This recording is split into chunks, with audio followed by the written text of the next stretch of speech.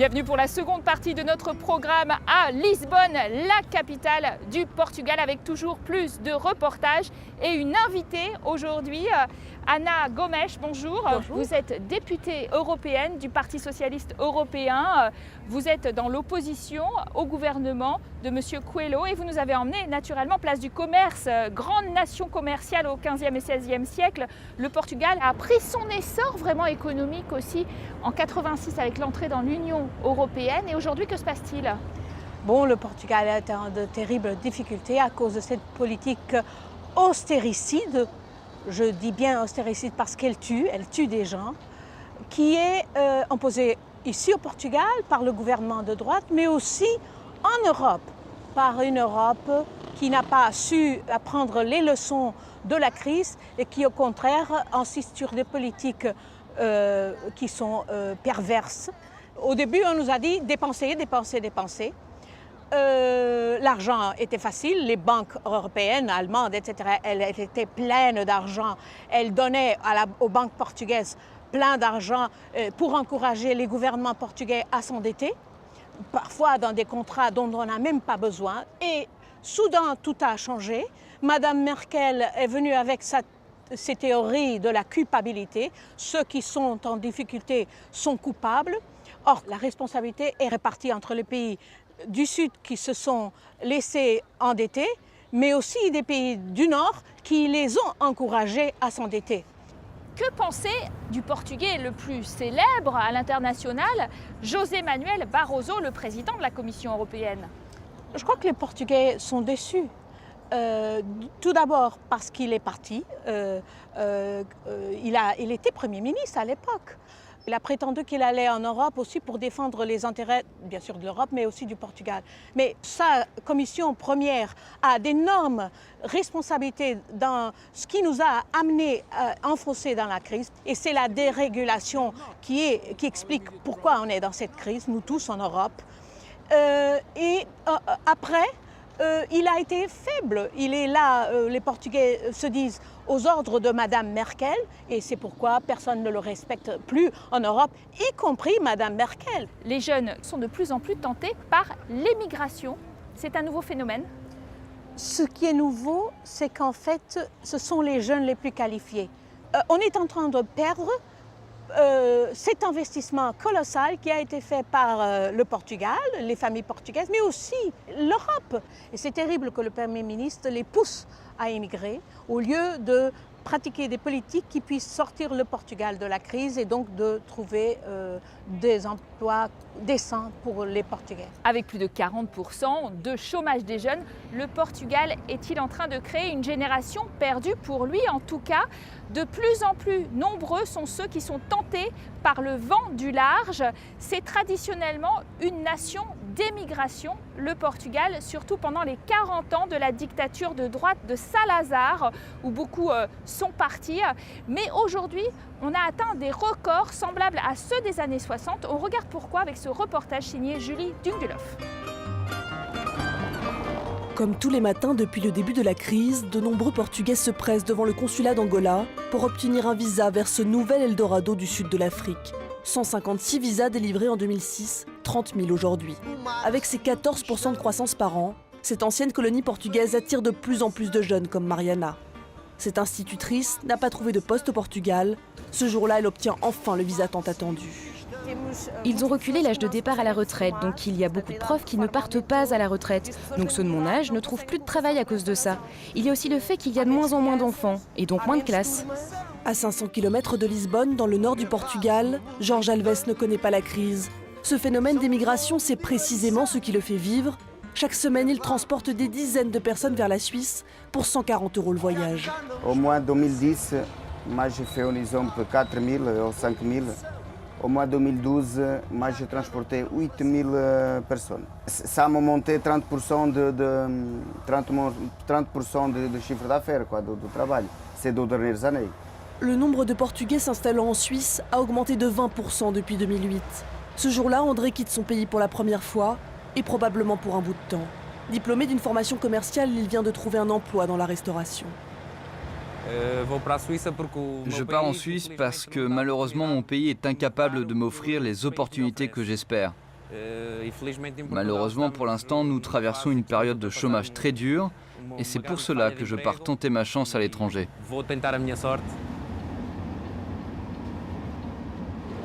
Mariana, elle aussi quitte son pays pour la première fois. D'ici à Amsterdam et d'Amsterdam à Luanda. Dès la rentrée, son loyer sera pris en charge et elle touchera 2 000 € par mois, 3 fois plus qu'au Portugal. Je laisse derrière moi ma famille, mon coloc, mon chien, mes amis, mon copain. Je pars, mais j'ai déjà envie de revenir. Excusez-moi.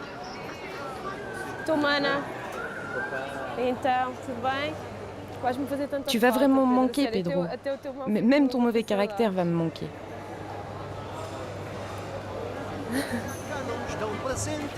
Comme dans les années 60, ces départs divisent les familles. D'ici quelques heures, Mariana sera à 8 heures de vol de Lisbonne, dans un pays dont elle ne connaît que la langue pour l'instant.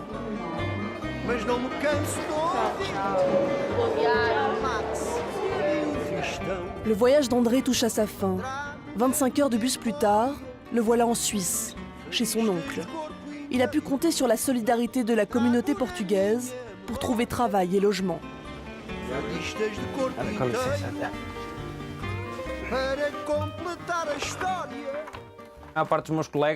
Beaucoup des autres jeunes avec lesquels j'ai étudié ont émigré.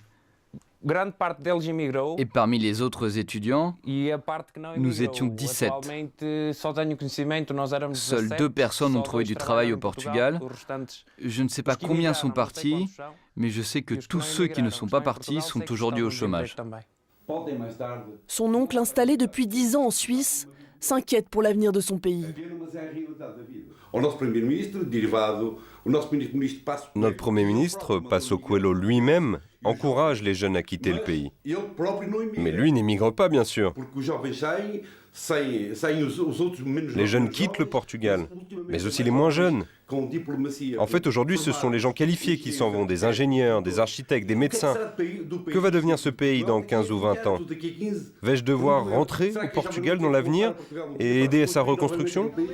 Le gouvernement a applaudi la proposition du Premier ministre Coelho d'encourager les jeunes à partir vers les pays lusophones comme le Brésil ou l'Angola. Résultat, en 2012, 120 000 Portugais se sont exilés.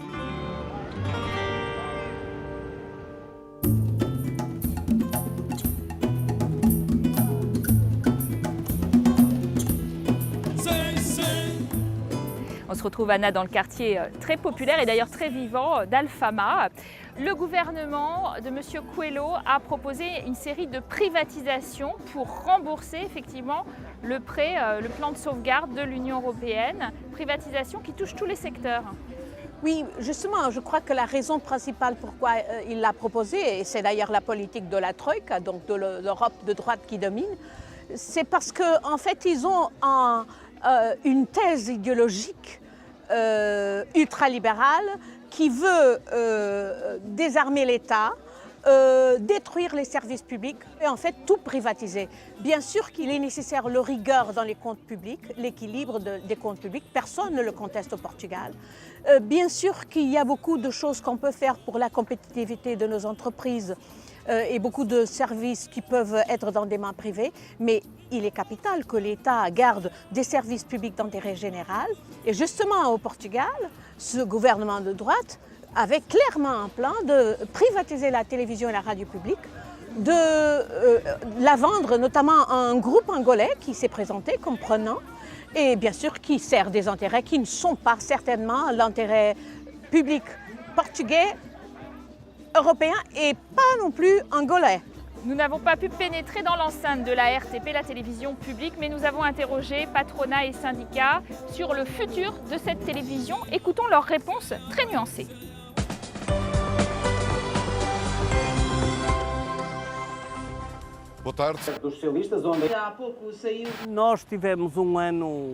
Nous avons passé l'année dernière des temps très difficiles, car le gouvernement avait un plan de privatisation, de vente de notre entreprise. Ce plan est en partie annulé, mais maintenant nous avons peur et nous voyons qu'on est en train de réduire les moyens et les effectifs pour l'accomplissement de nos tâches de service public, jusqu'à l'asphyxie. Et il y a une chose encore plus grave. Nous craignons que leur stratégie passe par une absence de stratégie pour le service public.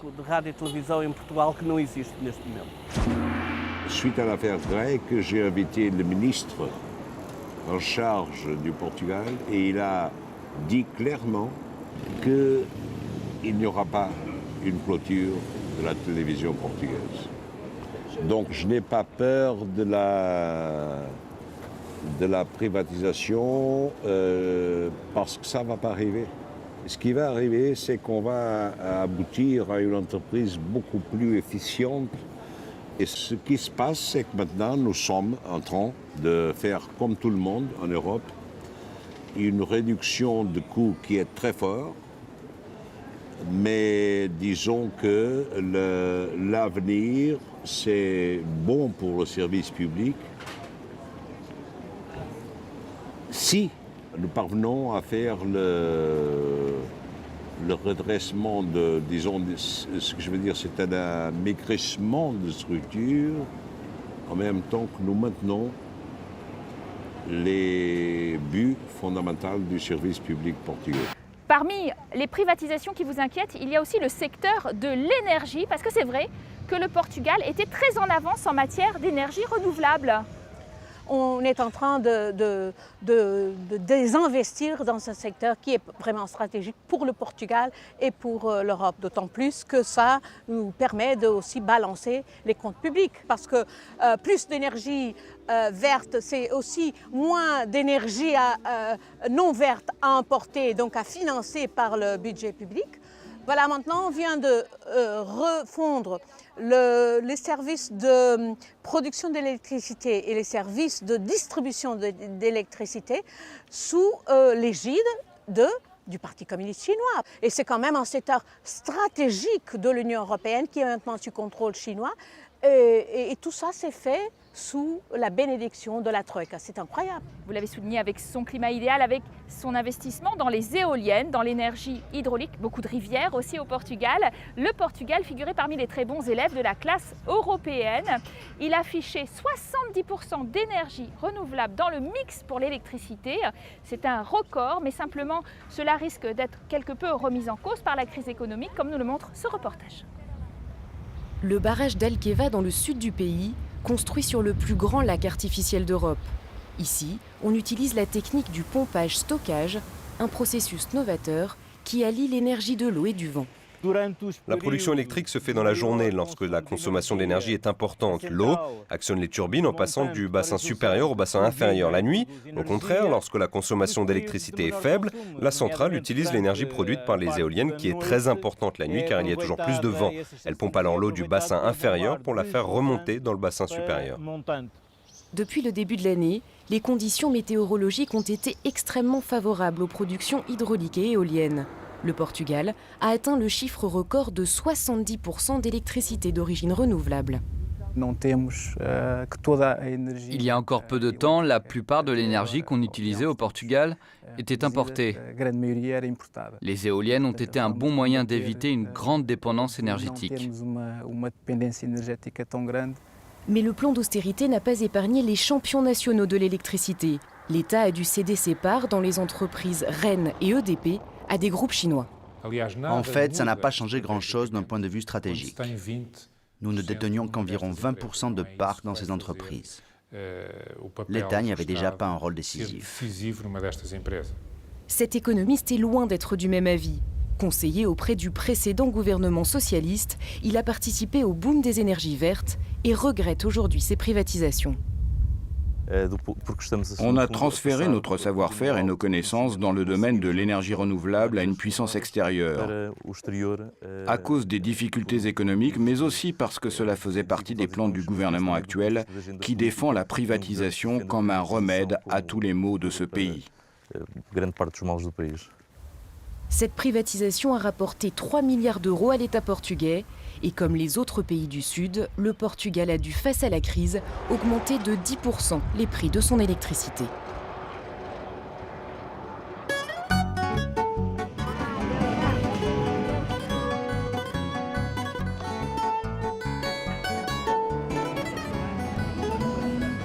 Oui, c'est un moyen de transport très populaire auprès des touristes. Et auprès des Portugais aussi, les gens de Lisbonne. Quand j'étais petite, il y avait plein de lignes de tramway. J'espère que maintenant, on a conscience de l'importance de l'énergie propre, qu'on retourne au tramway. Et alors, là, on va où exactement? On va voir des chanteurs de fado. Je vous assure, là, il n'y a pas de crise. Et le fado, vous savez, c'est la chanson typique du Portugal. Direction le fado. Voilà.